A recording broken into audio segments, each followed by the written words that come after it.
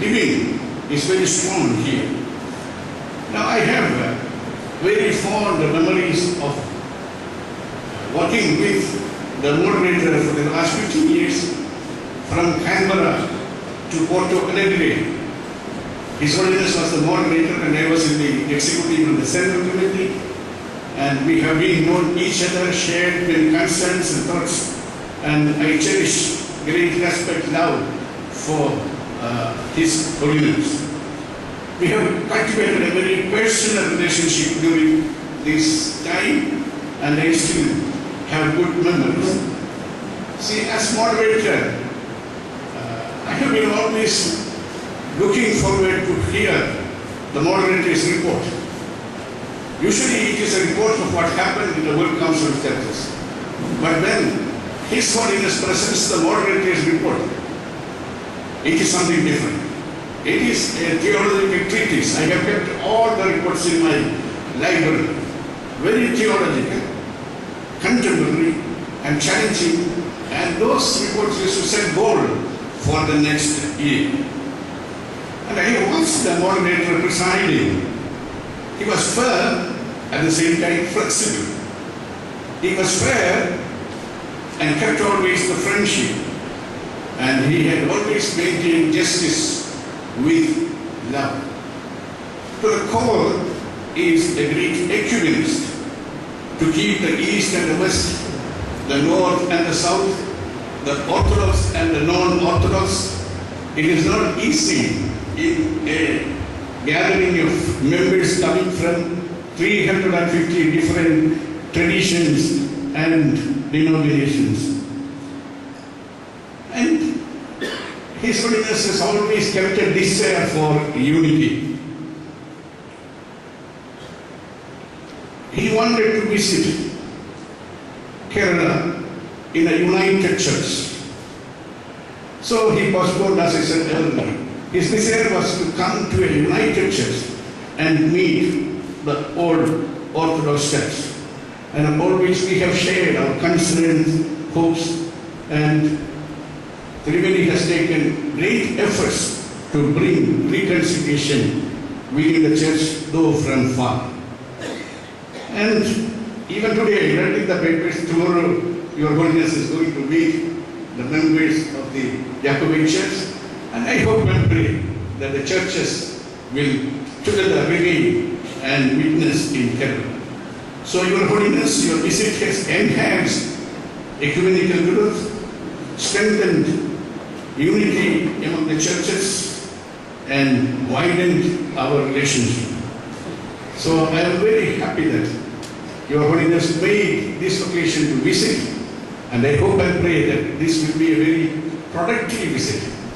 And I have 1,000 tongues to speak about the greatness and goodness of His Holiness, but I am given only a few minutes. So I just want to conclude as a token of my love and respect. I just want to give a gift, unique, only in my place you will find this gift. Nowhere else in the world you will get. This is an Aram I.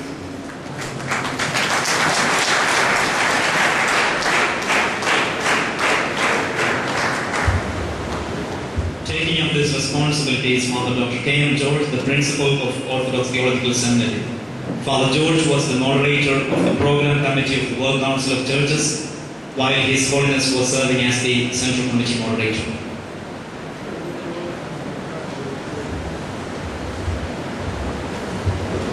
Your Holiness, Aram I, Venerable Fathers, Brothers and Sisters, it's my privilege to welcome Your Holiness and the distinguished Romanian delegation to this historic Orthodox seminary. Formerly known as Kottayam College, is the oldest Orthodox seminary in Asia. It is also the seat of the Telangana Metropolitan for some time. The founding of this seminary at the beginning of the 19th century was a starting point for a wave of cultural and social renaissance that transformed the state of Kerala. So this is considered as a venerable place by the people of Kerala. Your Holiness, your reputation has reached this community long before your arrival in Kerala. Your contributions to world Christianity are well known to us.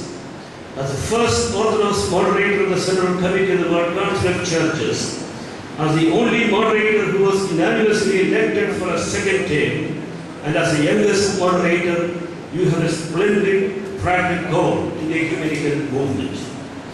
Your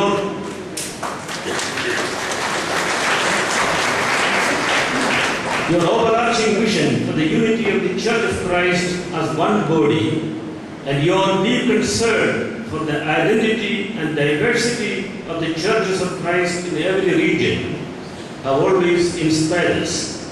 My own personal memory of your commitment to the ecumenical movement goes back to the Nairobi Assembly of the World Council in 1975, where you represented the dynamic face of the younger generation of the time.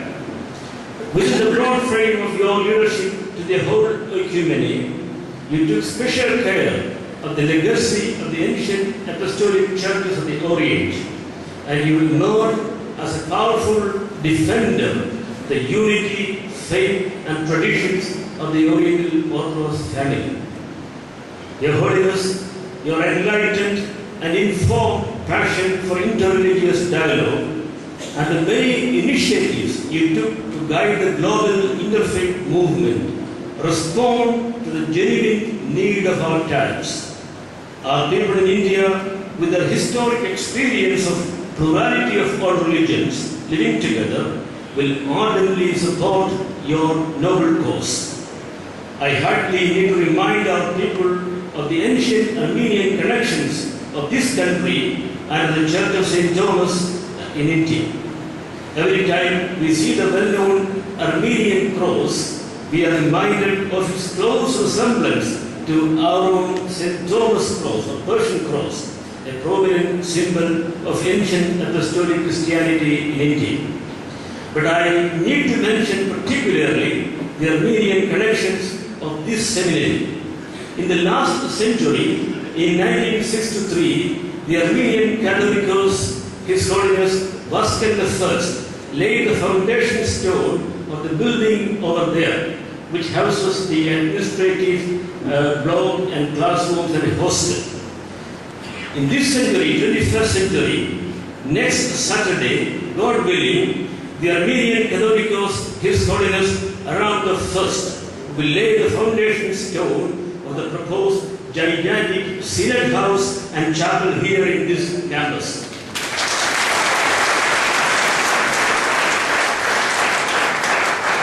Your Holiness, once again, hearty welcome to this place of great memories. May the Holy Spirit of God open up new avenues of collaboration between the ancient Armenian and Indian churches through your historic visit. Thank you. Thank you very much, Father George. As a very meaningful symbolic gesture, customarily we hold the tradition of the lighting of the lamp. We shall not spare the tradition here either. The dignitaries would now join His Holiness in lighting the lamp.